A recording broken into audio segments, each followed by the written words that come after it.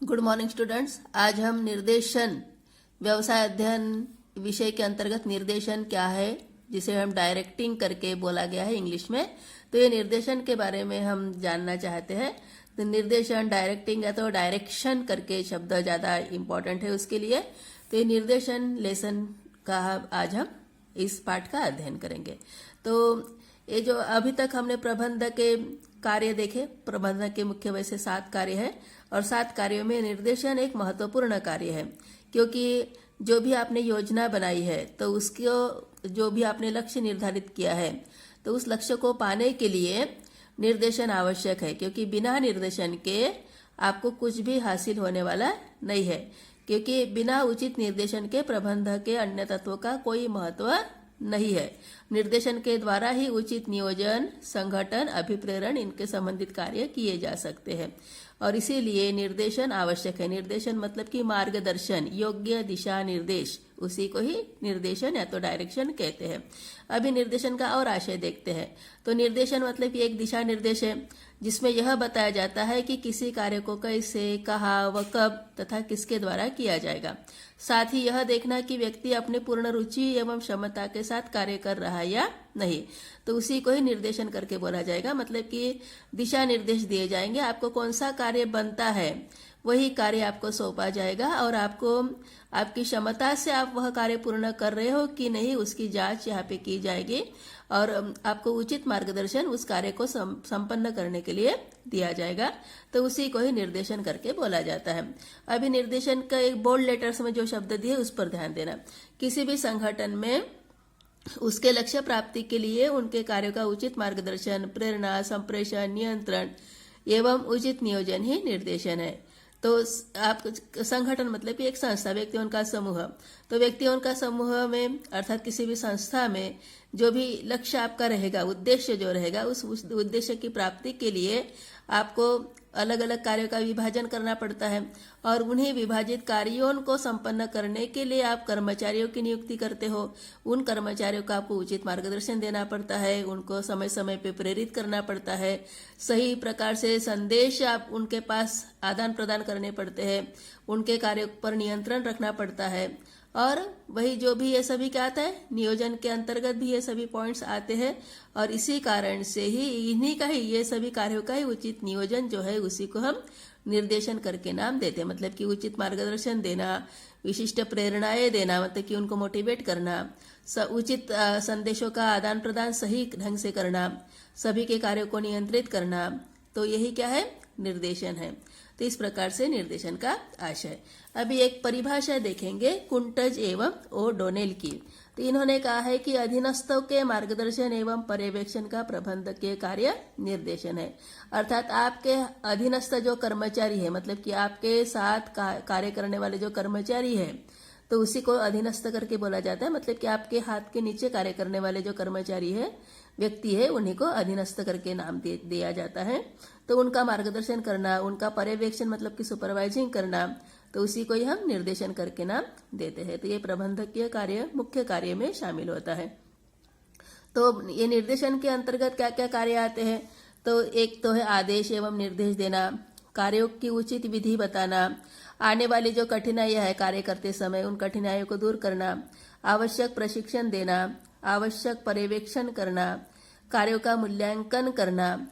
तो ये सभी क्या है, ये कार्य तो साथ में आते हैं और साथ में नेतृत्व मतलब कि लीडर्स नियुक्त करना, अभिप्रेरित करना, संप्रेषण करना, संप्रेषण मतलब कि संदेशों का सही ढंग से आदान प्रदान और नियंत्रण करना, ये सभी कार्य निर्देशन के अंतर्गत शामिल होते हैं।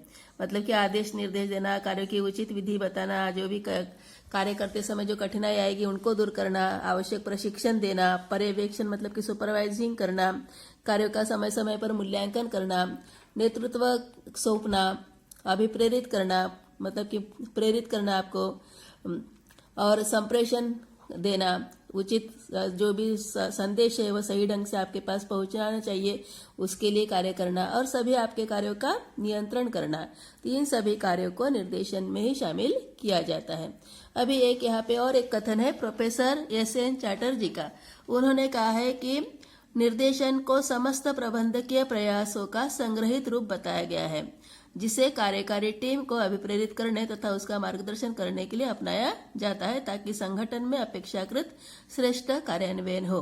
तो समझ में आ गया होगा सेंटेंस क्या है। तो निर्देशन में क्या होता है कि सभी प्रबंधकीय प्रयास है, मतलब कि जो आपने योजना बनाई थी उस पर नियंत्रण रखने तक जो भी कार्य है, उनके बीच वाला जो कार्य है वो सभी निर्देशन के अंतर्गत आता है। इसलिए समस्त प्रबंधकीय प्रयासों का संग्रहित रूप निर्देशन होता है, क्योंकि जिससे आप क्या करोगे, आपके पास की जो कार्यकारी टीम है उनको मार्गदर्शन करने के लिए, उनको अभिप्रेरित करने के लिए आपको ये निर्देशन के तरीके अपनाने पड़ेंगे ताकि आपके संगठन में, आपके संस्थान में अपेक्षाकृत श्रेष्ठ तरीके से कार्यान्वयन हो, मतलब कि कोई भी कार्य उचित अच्छे तरीके से संपन्न किया जा सके।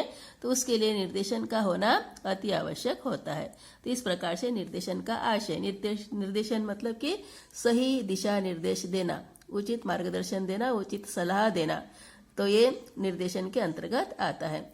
फिर उसके बाद निर्देशन की विशेषताओं पर ध्यान देते हैं। तो निर्देशन की टोटल 6 विशेषता यहाँ पे बताई गई है।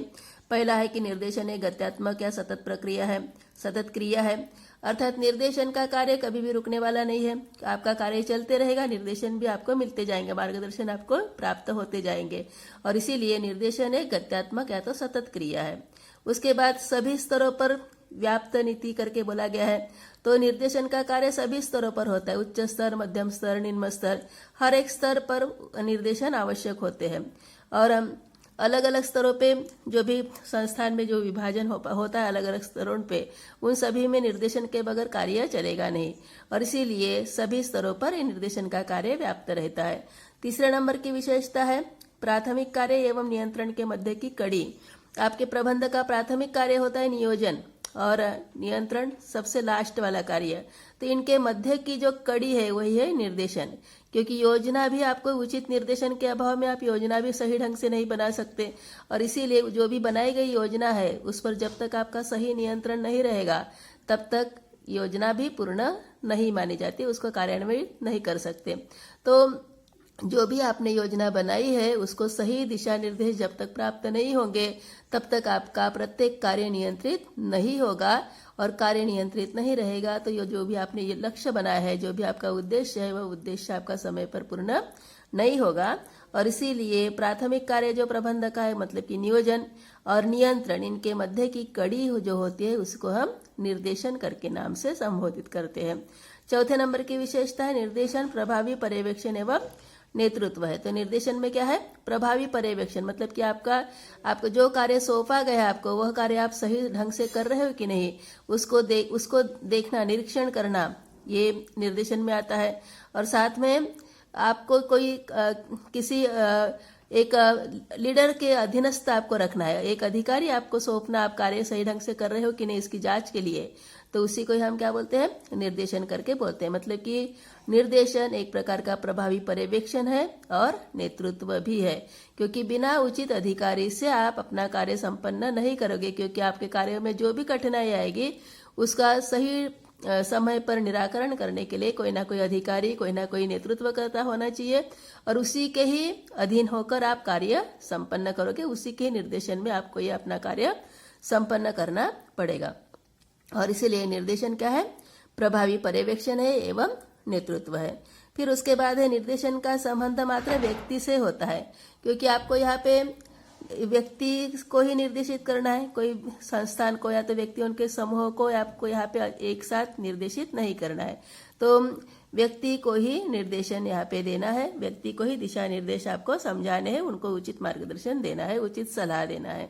और फिर है समस्त प्रक्रियाएं निर्देशन के आसपास ही घूमती है।